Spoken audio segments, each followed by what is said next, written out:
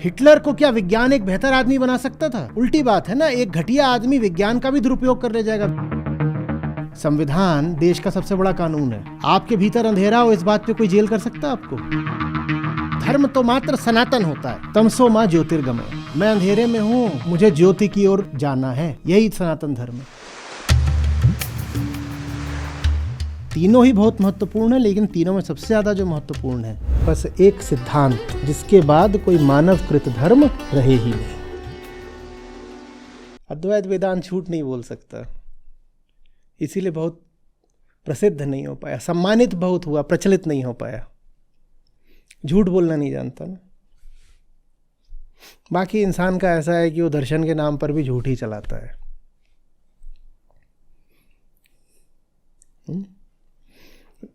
अद्वैत अकेला होता है जो झूठ बोलने वाले की गर्दन पकड़ लेता है, बोलता है यही तो है। बोलता है जब तक कोई बोलने वाला है तब तक सच बोला नहीं गया। तो सच सिर्फ तब बोला जाएगा जब ये जो बोल रहा है इसकी गर्दन ही मरोड़ दो, तो अब झूठ कहां से आएगा? जब न सच आ सकता हो न झूठ आ सकता हो, सिर्फ तब सच आया। वरना तो जब आपने झूठ बोला तो झूठ बोला ही, जब आपने सच बोला तब भी झूठ बोला। सच सिर्फ एक दशा में संभव है, कुछ नहीं बोला। कैसे नहीं बोला? क्योंकि भाई कर्ता ही कर्म है, तो वक्ता ही वाक्य है। वाक्य अगर हटाना है तो ये वक्ता ही हटाओ। तो अद्वैत वेदांत अकेला है जिसमें झूठ हो नहीं सकता, क्योंकि उसमें झूठ बोलने वाला रह ही नहीं जाता। कहता है अगर अभी कुछ भी बचा हुआ है, भले वो कितना भी सच बोल रहा हो, मामला गड़बड़ है। बाकी सब दर्शन किसी न किसी सच पर जाकर रुक जाते हैं। अद्वैत वेदांत मौन पर जाकर रुकता है। और जो आपका सच होगा, इस बात को लाओ त्सु ने बड़े प्यारे तरीके से कहा ना, जो आपका सच होगा उससे बड़ा कोई झूठ हुआ आज तक? जब आप बोलो इट इज माई ट्रुथ, उससे बड़ा कोई झूठ होता है? माई ट्रुथ माने आपके अनुभव का सत्य, और अनुभव का सत्य माने अनुभोक्ता आश्रित सत्य। उससे बड़ा क्या झूठ होगा? अनुभव का सत्य माने अहंकार का सत्य, उससे बड़ा क्या झूठ होगा? अद्वैत वेदांत तो आपका पूरा समूल नाश करता है। कि क्या हुआ प्रश्नकर्ता का? उसका उन्मूलन हो गया, मूल से उखाड़ दिया गया। यही हुआ, कुछ नहीं बचा, न सच बचा न झूठ बचा। क्या करने आए? झूठ हटाने आए हो? ना ना ना ना, झूठ हटाने का काम तो अच्छा लगता तो सब करते हैं। इंसान वो चाहिए जो सारे सच हटा दे। अधर्म हटाने का काम तो अच्छा लगता तो सब करते हैं। दर्शन वो चाहिए जो धर्म को ही हटा दे, तब आती है बात।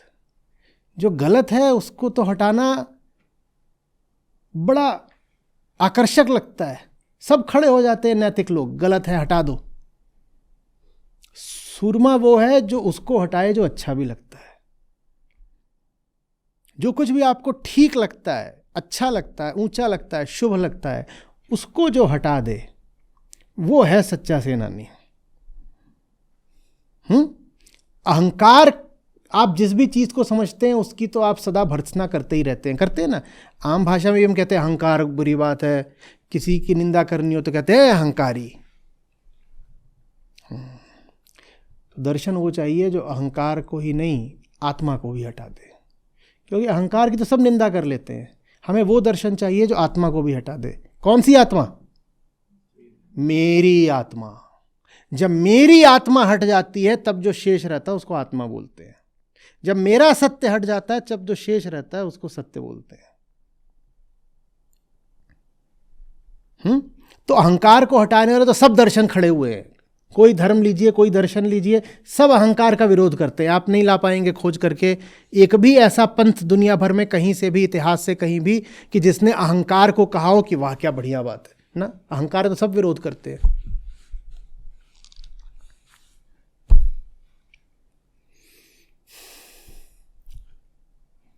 हमें वो चाहिए जो आत्मा को हटाता हो, झूठी आत्मा को। और झूठी आत्मा ही तो जगह है जहां अहंकार छुप के बैठा रहता है। तो आत्मा, आत्मा, मेरी आत्मा, इसको हटाना बहुत जरूरी है। जब तक मेरी आत्मा नहीं हटेगी अहंकार को ठिकाना मिला रहेगा।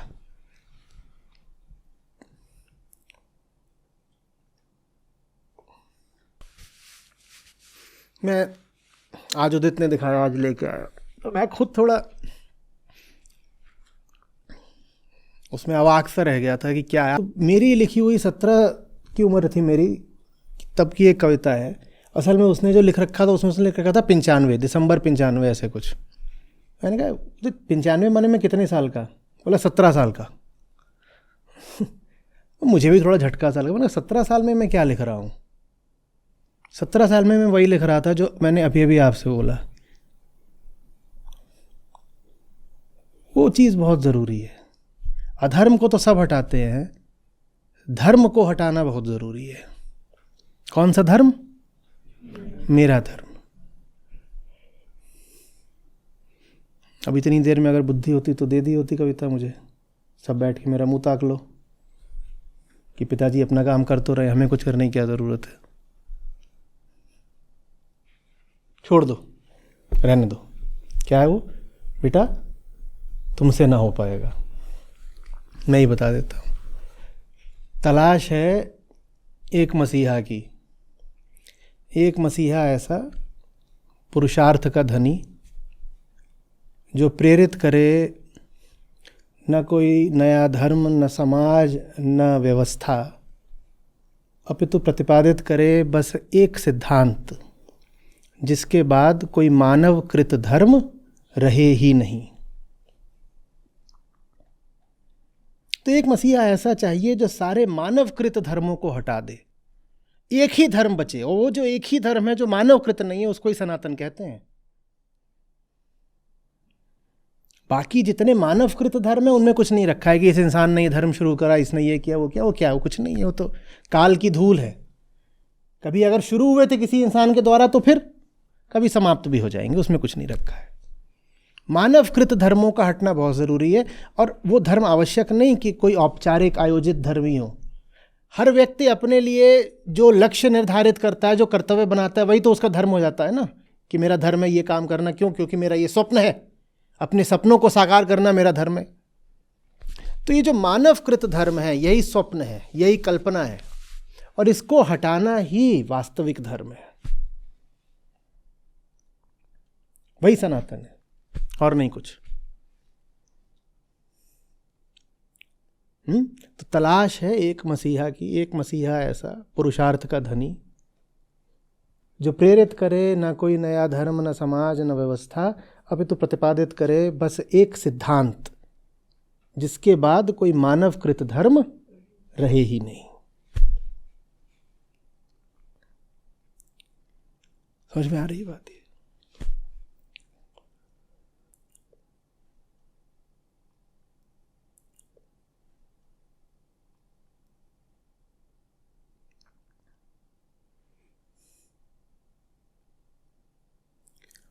आत्मा के लिए एक शब्द है अकृत।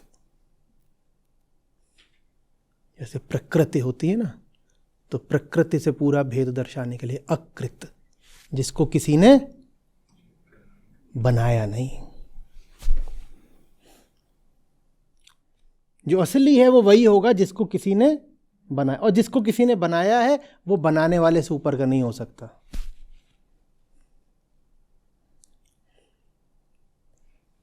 तो आपके सपनों को आप ही तो बनाते हो ना, वो आपसे ऊपर के नहीं हो सकते। तो खैर, आप जब भी बात करते हो कि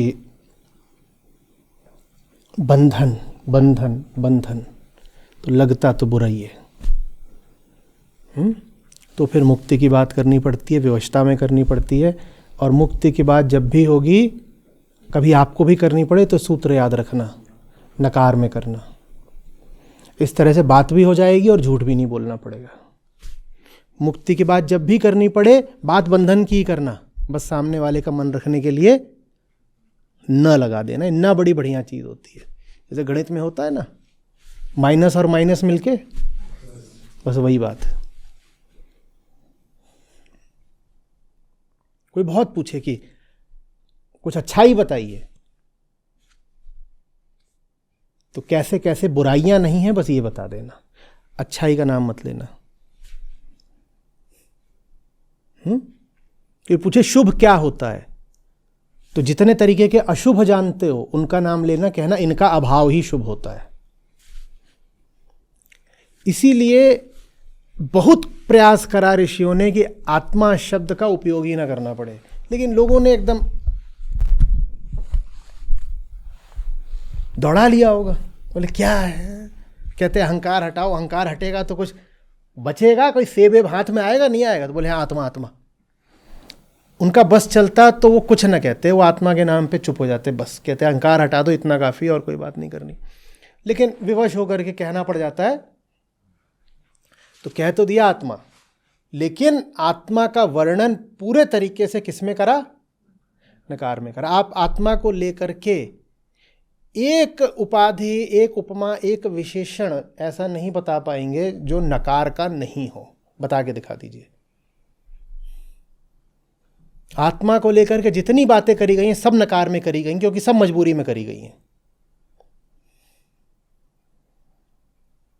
आत्मा को लेकर के कोई सकारात्मक या विधायक बात करी ही नहीं जा सकती। कायदे से तो कोई बात नहीं करी जानी चाहिए, लेकिन लोग हैं वो ऋषि महाराज के बिल्कुल टांग पड़ के बैठ गए कि नहीं बता ही दो आत्मा क्या होती है, आज बता दो, आज नहीं जाएंगे। बोल रहे वो जो तुम सोच नहीं सकते उसको आत्मा बोलते हैं।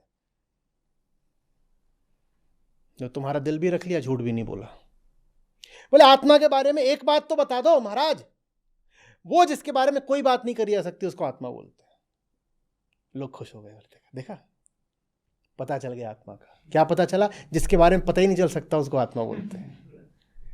अभी अभी बताया है। समझ में आ रही है बात? ये कुल मिला करके इतनी देर से जो मैं बकबक कर रहा हूँ उसका उद्देश्य बस ये है कि आप ये समझ जाओ कि बंधनों पे ध्यान दो। बाहर के माने कल्पना के पट बंद कर, भीतर के पट खोल। बंधनों को देखो, आगे सुनहरे ख्वाब मत बुनो।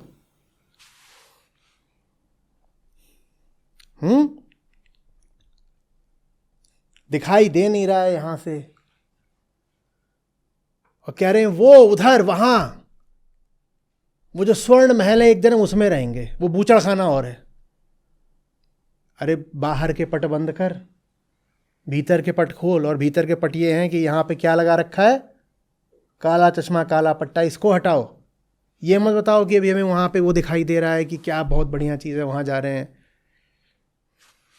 तुम्हें दिख क्या रहा है? कल्पना माने भविष्य की बात। तुम्हें दिख क्या रहा है? तुम्हें दिख रहा होता तुम कल्पना करते ही नहीं। तुम्हें दिख रहा होता तो तुम कल्पना करते ही नहीं। कल्पना की जरूरत ही उनको पड़ती जिन्हें कुछ दिख नहीं रहा। आप में से गाड़ी किस किसने चलाई है कभी भी? कोई सी भी, 4 पहिए, 8 पहिए, 1 पहिए, कैसी भी, तो कल्पना कर करके चलाते हो या देख के चलाते हो? तो कल्पना क्यों नहीं करते? हम तो कल्पनावादी लोग हैं। कल्पना करो ना। आगे एक ट्रक आ रहा है तो मैंने बाएं मोड़ दी, कल्पना क्यों नहीं करते? खूबसूरत ट्रक है, एकदम सजा बजा ट्रक है, और हैं उस पर लाल गुलाबी चित्रकारी हुई पड़ी है, और क्या कातिल शेर लिखे हुए हैं। ट्रकों की शायरी करो, कल्पना करो ना। कल्पना की जरूरत तब पड़ती है जब गाड़ी चलाते हुए कल्पना की जरूरत पड़ती है जब कोहरा बहुत होता है।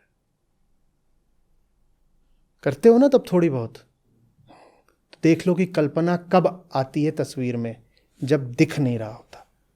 घने कोहरे में चलाइए किसी ने कभी गाड़ी, तब क्या करना पड़ता है? पहले तो गति कम करो और फिर थोड़ा तुक्का लगाना पड़ता है कि अच्छा ये डिवाइडर दिख रहा है तो इसको यही सड़क होगी, क्योंकि सड़क तो दिख नहीं रही, पर डिवाइडर चमक रहा होता है तो डिवाइडर से सटा करके, अच्छा वो सामने वाले ट्रक के पीछे की 2 बत्तियां दिख रही हैं तो माने हम सही रास्ते पर ही होंगे, है ना? कल्पना की ज़रूरत सिर्फ उसको पड़ती है जिसके आंखें नहीं होती। आपके आंखें हैं। बाहर के पट बंद कर, भीतर के पट खोल। बंधनों पे ध्यान दो, मुक्ति की कल्पना मत करो। असत्य पर ध्यान दो, सत्य की कल्पना मत करो।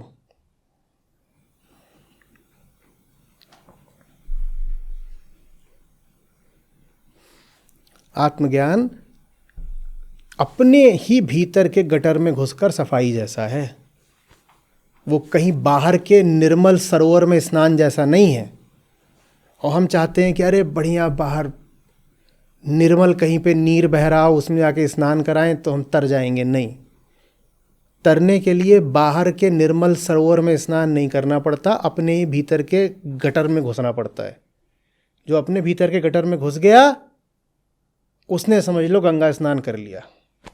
और जो बाहर का निर्मल नीर तलाश रहा है वो फिर भीतर से गटर में ही रह जाएगा। और क्या फायदा, भीतर भयानक मलाशय है, सेप्टिक टैंक पूरा, और बाहर से जा करके कह रहे हो कि मैं एकदम स्वच्छ पानी में अभी अभी फलाने तीर्थ के पानी में स्नान करके आया हूं। क्या फायदा है? स्नान करना है तो कहाँ करोगे? भीतर स्नान करो। नहीं, भीतर स्नान क्यों करें? क्योंकि बेटा जब सफाई करने जाते हो तो स्नान हो ही जाता है उसमें। कभी कोई गंदी टंकी साफ करी है? जब साफ करते हो तो उसमें स्नान हो ही जाता है ना। हाँ, तो भीतर उतर करके भीतर के गटर को साफ करना पड़ता है, वही असली स्नान है।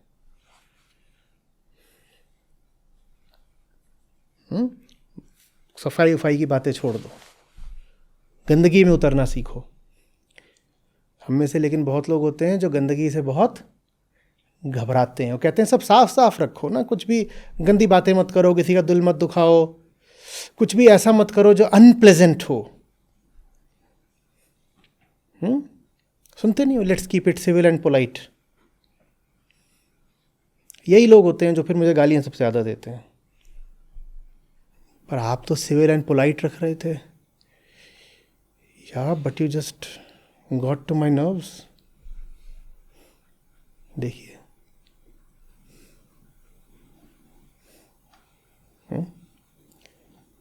ऐसे नहीं होता। शिष्ट रख के, मीठा रख के कोई काम नहीं होता।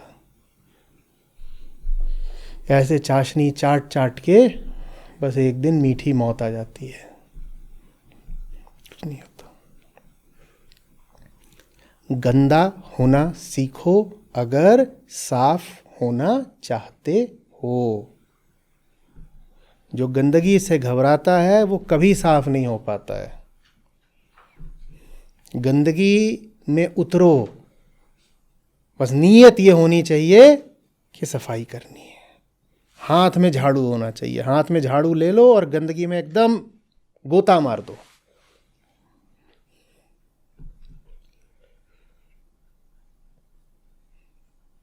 धूमिल बोले थे, जो अपना हाथ मैला होने से डरता है वो एक नहीं 11 कायरों की मौत मरता है। पर हम शुचितावादी हो जाते हैं ना, गंदगी जहाँ है वहाँ नहीं, नहीं नहीं, सफाईवादी, शुचितावादी। गंदगी नहीं,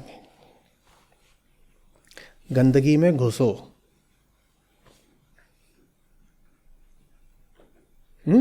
अंदर की गंदगी में भी, बाहर की गंदगी में भी। बुरी आदत डाल ली है ये। सफाई पसंद होना बहुत बुरी आदत है। ऐसों के लिए ही कहा है, मीन सदा जल में रहे, धोए बास न जाए। नहाए धोए क्या भया, जो मल न मैल न जाए। ये शुचितावाद भारत में खूब रहा है। दिन में 3 बार नहा रहे हैं। अरे ये भ्रष्ट आदमी हर समय जब देखो पानी में ही नजर आता है। क्यों पानी खराब कर रहा है? इतना पानी गंदा कर दिया तेरे जाने से। तू इतना गंदा है कि तू महासागर में भी स्नान कर ले तो तू साफ नहीं होगा, सागर गंदा हो जाएगा। भारत में खूब रहा है। यहां तो धार्मिक होने का यही लक्षण है कि नहाता है भाई। नहाने का धार्मिक होने से क्या मतलब है? ऐसे तो सबसे ज्यादा लोटा है धार्मिक,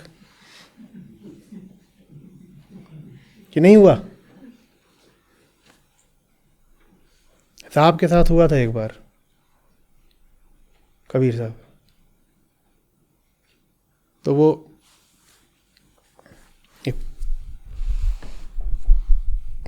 पंडित जी को देखें, वहीं रहते थे अपना बनारस में, तो देखें पंडित जी आ रहे हैं, और वो सुबह भी नहाएं, दोपहर भी नहाएं, सांझ को भी नहाएं। तो बोले महाराज आप इतना नहाते हो तो बाकी काम कब करते हो? तो वो बोले कौन जात है तू? बोले नहीं, जात का प्रश्न से क्या संबंध, मैंने तो प्रश्न पूछा है। तो बोले जात बता अपनी। बोले मैं तो जुलाहा हूँ, साधारण। बोले हट, हम सिर्फ ब्राह्मणों के प्रश्नों का जवाब देते हैं। बोले अरे महाराज मैं छोटा आदमी, लेकिन मेरी साधारण जिज्ञासा शांत कर दो ना, आप इतना नहाते हो तो क्या है? बोलते नहाने से निर्मलता होती है। तो बिल्कुल उन्होंने लोटा ही पकड़ लिया। बोले तो ये जो आपका लोटा है ये तो एकदम निर्मल हो गया होगा अब तक। कहे कि आप जितना नहाते हो आपसे ज़्यादा तो ये लोटा नहाता है, तो एकदम निर्मल हो गया होगा। बोले भाग यहाँ से मलेच्छ कहीं का। तभी तो हम बात नहीं करते इधर उधर के लोगों से, बेकार में इसके मुंह लगे।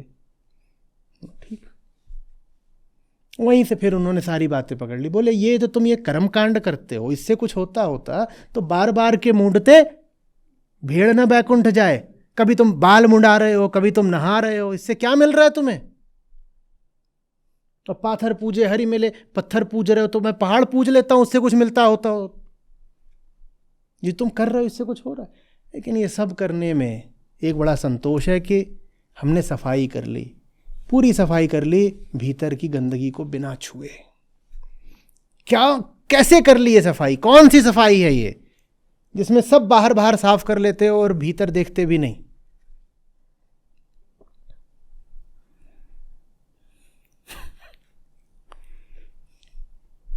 दुनिया में कोई ऐसी चीज बता दो जिस पर किसी भी चीज का प्रभाव ना पड़ता हो, बताओ।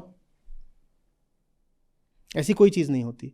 तो मैं कह रहा हूं ऐसी कोई चीज होनी चाहिए भीतर जिस पर संसार का कोई कभी प्रभाव ना पड़ता हो। तो इसका मतलब वैसी कोई चीज संसार की है ही नहीं, क्योंकि संसार की चीज होती तो प्रभाव पड़ता। इसीलिए फिर बुद्ध ने उस वस्तु को कहा कि वो वस्तु है ही नहीं, वो एक अभाव मात्र है, वो अनात्मा है, वो एक खाली जगह है, एक शुद्ध रिक्तता है, अनात्मा, शून्यता। क्योंकि ऐसी कोई चीज हो नहीं सकती जो है तो लेकिन प्रभावित नहीं होती, बदलती नहीं। लेकिन वो जो भी है, चाहे उसको खालीपन कह लो, चाहे भरापन कह लो, चाहे ये बोल लो वो बोल लो, लालपन हरापन, मर्जी तुम्हारी है, पर उसे होना जरूर चाहिए। अगर उसको तुम एक न होना भी बोलते हो तो वो न होना जरूर होना चाहिए, पर वो जो भी कुछ है चाहिए। अगर वो नहीं है तो फिर क्यों जिए भाई? जी काहे के ले रहे हैं? काला कौआ आके काऊ काऊ करके गया, हम रो पड़े, ये क्या है? कौन सी जिंदगी है ये? फिर सारस आ गया, बगुला आ गया, कोई और आ गया, तो हम उछल पड़े, ये क्या है? कभी कौआ कभी सारस।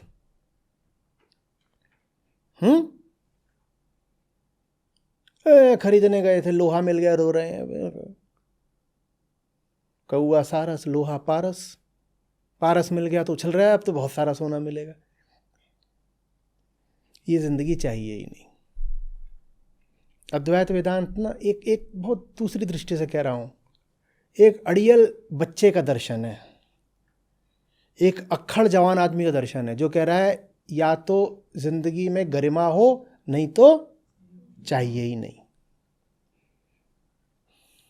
जवान आदमी का दर्शन है। कोई इसमें आश्चर्य नहीं कि एक युवा व्यक्ति ही था जो अद्वैतवाद का प्रणेता बना, और वो शरीर से ही युवा रहे रहे चला भी गया। कौन? आदि शंकराचार्य। ये काम बूढ़ों के बस का था भी नहीं। जवान आदमी बोल रहे या तो चीज़ ऐसी हो कि असली है, खरी है, सिर्फ मेरी है, न छोटी होगी न बड़ी होगी, पूरे तरीके से हमारे अधिकार की होगी, नहीं तो हमें चाहिए ही नहीं, चाहिए ही नहीं। शायरी में तो कहते हैं या तो चांद चाहिए, नहीं तो कुछ भी नहीं।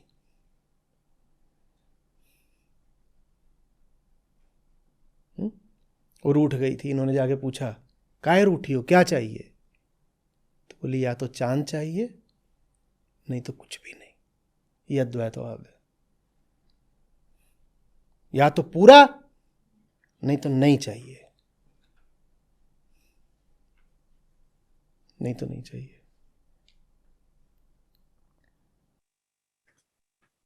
नमस्कार आचार्य जी।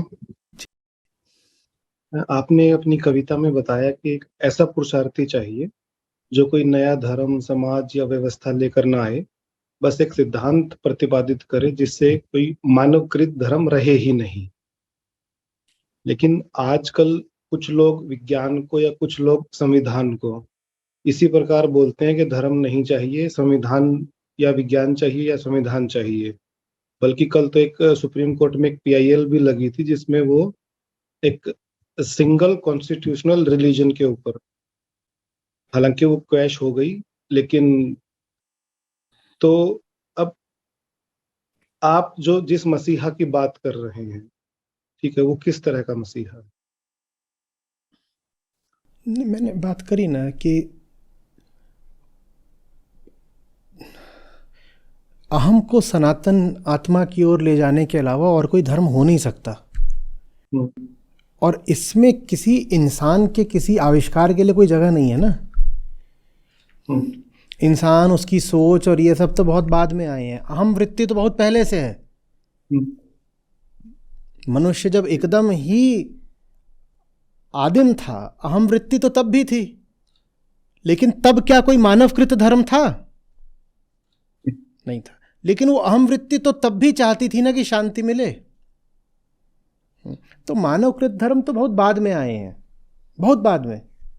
आप अगर धर्मों का इतिहास देखेंगे, आज के जो धर्म है तो ये कितने पुराने हैं, कुछ नहीं, कल के हैं, बिल्कुल एकदम कल के हैं। सनातन से क्या आशय होता है? सनातन से आशय है कि जब इंसान ने धर्म के बारे में सोचा भी नहीं था, तब से जो धर्म चला आ रहा है वो सनातन है, वो मानवकृत नहीं हुआ। और क्या है वो धर्म? वो धर्म है अहम को शांति की ओर ले जाना, क्योंकि अहम है तो अशांत रहेगा। अहम, उसको मन कह लीजिए साधारण उसमें भाषा में, मन को शांति की ओर ले जाना। मन अज्ञान में है, उसको ज्ञान की ओर ले जाना, यही है। और क्या है वो? उसके लिए जो सबसे अच्छा उसकी अभिव्यंजना होगी वो उपनिषदों से आती है कि तमसो माँ ज्योतिर्गमय। बस यही है सनातन धर्म। और ये मानवकृत नहीं है। मैं अंधेरे में हूँ, मुझे ज्योति की ओर जाना है, यही सनातन धर्म है।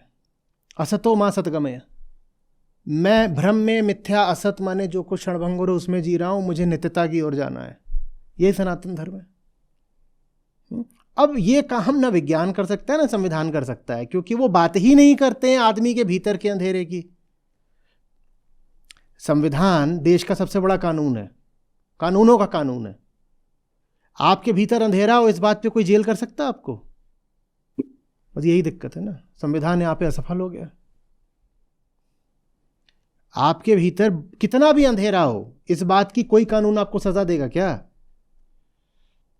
आप बैठ करके विचार कर रहे हो कि फलाना बेवकूफ़ है, फलाना दुष्ट है, आप किसी के प्रति ईर्ष्या से भरे हैं, आप ये सब कर रहे हैं, आप जले जा रहे हैं अपने भीतर की आग में, इसकी कोई सज़ा है कानून में?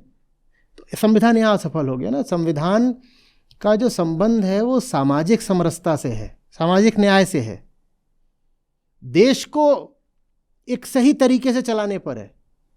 और अध्यात्म होता है ताकि इंसान भीतरी तौर पर सही तरीके से चल सके। तो संविधान निश्चित रूप से बहुत महत्वपूर्ण है। और भारतीय संविधान बहुत उदात्त है क्योंकि वो बहुत ऊंचे मूल्यों पर आधारित है। लेकिन संविधान कितना भी ऊंचा हो जाए, वो अध्यात्म का स्थान नहीं ले सकता। संविधान आपको बस ये बता देगा कि इंसान और इंसान बराबर होने चाहिए, लेकिन वो ये थोड़ी बताएगा कि इंसान होता क्या है। इसको और इसको हर क्षेत्र में बराबरी के अवसर मिलने चाहिए। और ये दो व्यक्ति हैं और इन दोनों में किसी प्रकार का भेदभाव नहीं होना चाहिए। कहते हैं ना, कास्ट, क्रीड, रिलीजन, इस पे नहीं होना चाहिए। इनकी जाति क्या हमें नहीं देखनी है, इनकी विचारधारा क्या हमें नहीं देखनी, इनका लिंग क्या है हमें नहीं देखना। कोई भेदभाव मत करो भाई, इंसान इंसान में भेदभाव न करो। ये काम तो संविधान कर देगा। लेकिन इंसान चीज ही क्या है? इंसान सिर्फ यही थोड़ी चाहता है कि मैं दूसरे इंसान के साथ बराबरी पाऊं। इंसान ये भी तो चाहता है कि मैं कौन हूं, मैं ये भी जान पाऊं, मैं दूसरे इंसान के साथ बराबरी के अवसर पाऊं। इसके लिए संविधान है। मैं दूसरे इंसान के साथ बराबरी के अवसर पाऊं, इसके लिए संविधान है। लेकिन मैं कौन हूं और मेरे भीतर क्यों एक आग जलती रहती है और दुख क्यों है मुझ में इतना, और मुझे नींद क्यों नहीं आती है, मेरे सपनों में इतना अंतर्द्वंद क्यों है, मेरे सब रिश्ते क्यों खराब हैं, ये प्रेम क्या चीज है और मैं जानता क्यों नहीं कि प्रेम कहते किसको हैं, ये संविधान थोड़ी सिखाएगा आकर के। तो उसके लिए अध्यात्म है। अब आती बात विज्ञान की। विज्ञान तो घोषित ही करके चलता है कि उसका क्षेत्र ये भौतिक जगत है। जो कुछ भी दृष्टव्य है, अनुभव्य है, मात्र वही विज्ञान के दायरे में आता है ना। आप उसको देख सकते हैं, छू सकते हैं, तो उसे प्रयोग कर सकते हैं। जो टेंजिबल नहीं है, मटेरियल नहीं है, भौतिक नहीं है, अनुभव्य नहीं है, विज्ञान उसका क्या करेगा? विज्ञान क्या करेगा? अणु परमाणु से लेकर के सुदूर आकाश गंगाओं तक का क्षेत्र विज्ञान का है। लेकिन मनुष्य भीतर से असंतुष्ट है, इसमें विज्ञान क्या कर लेगा? मनुष्य भीतर से लगातार अपूर्ण है, इसमें विज्ञान क्या कर लेगा?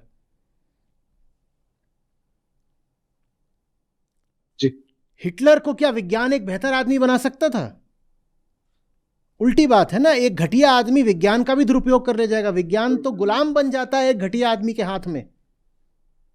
हिटलर को एक बेहतर आदमी न संविधान बना पाता, न विज्ञान बना पाता। लेकिन अगर हिटलर को कोई बढ़िया ज्ञानी मिल गया होता तो शायद उस विश्व युद्ध की विभीषिका से हम बच जाते और उन लाखों यहूदियों की जान भी बच जाती। तो संविधान सुंदर है, सम्माननीय है, उपयोगी है, पर उसका एक स्थान है बाहर की दुनिया में। बाहर की दुनिया में समाज को ठीक चलाने के लिए संविधान है। बाहर की दुनिया में वस्तुएं क्या हैं, उनका यथार्थ क्या है, तथ्य क्या है, इस बात को प्रयोग और परीक्षण के माध्यम से जानने के लिए विज्ञान है। लेकिन भीतरी दुनिया जिसमें हम सचमुच जीते हैं, उसके लिए अध्यात्म है।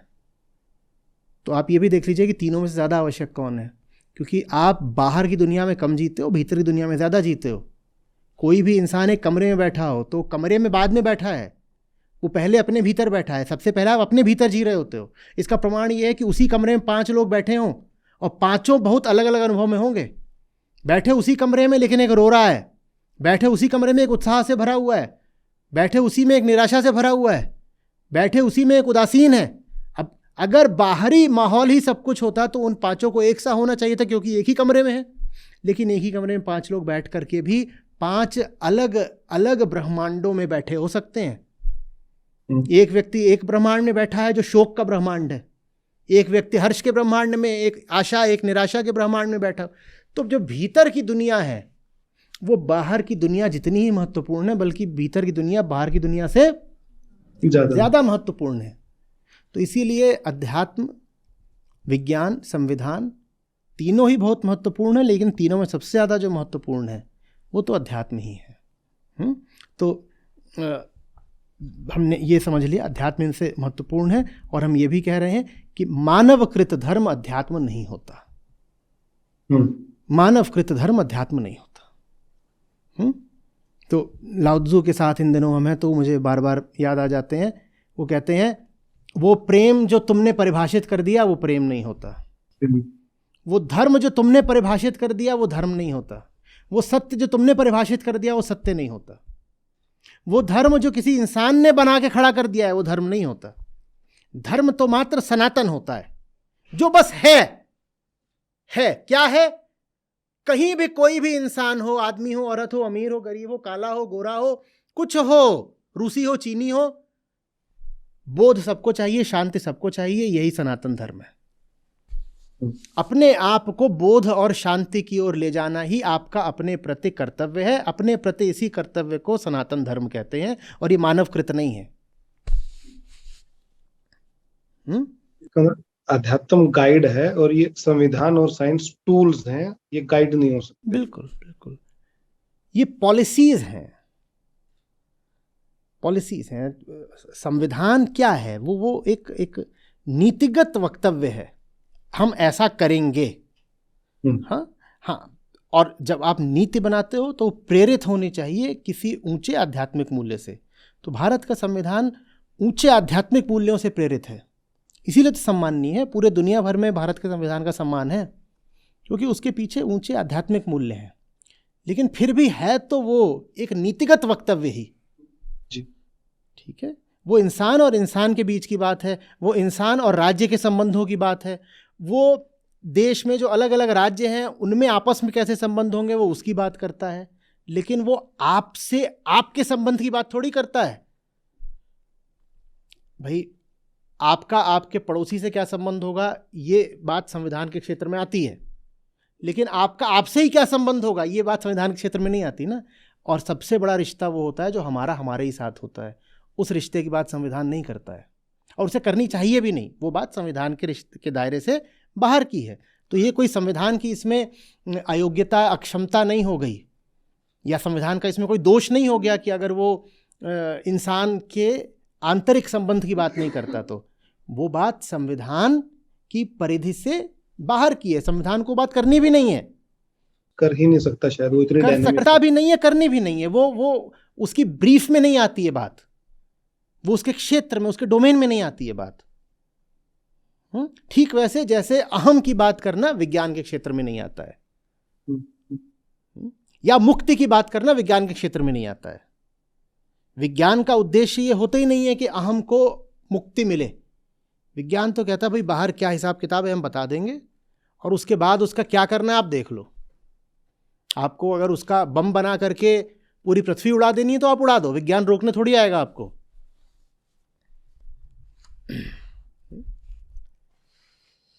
अभी जब आप बता रहे हैं तो ये बात इतनी सिंपल लग रही है और ये लग रहा है कि इसके अलावा कुछ है नहीं, लेकिन हमें अज्ञान भी सिर्फ इसी बात को लेके है सबसे बड़ा हमारा।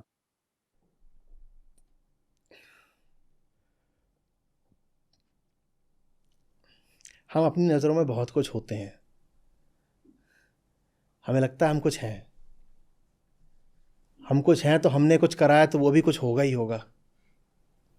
और मैं बार बार कहा करता हूँ कि आपकी हैसियत आपकी औकात ये है कि आपका शरीर तो क्या आपकी स्मृति तक मिट जानी है। शरीर तो गायब होगा ही होगा, आपकी स्मृति तक इस दुनिया से गायब हो जानी है। लेकिन हमें लगता है हम कुछ हैं तो हमने कुछ कराया तो वो बहुत बड़ी बात होगी। क्या है, कुछ नहीं है। ऊंचा बस वो है जो आपने नहीं करा, जो आपने करा है वो आपसे बड़ा थोड़ी हो जाएगा, कर्मकर्ता से बड़ा थोड़ी हो सकता है।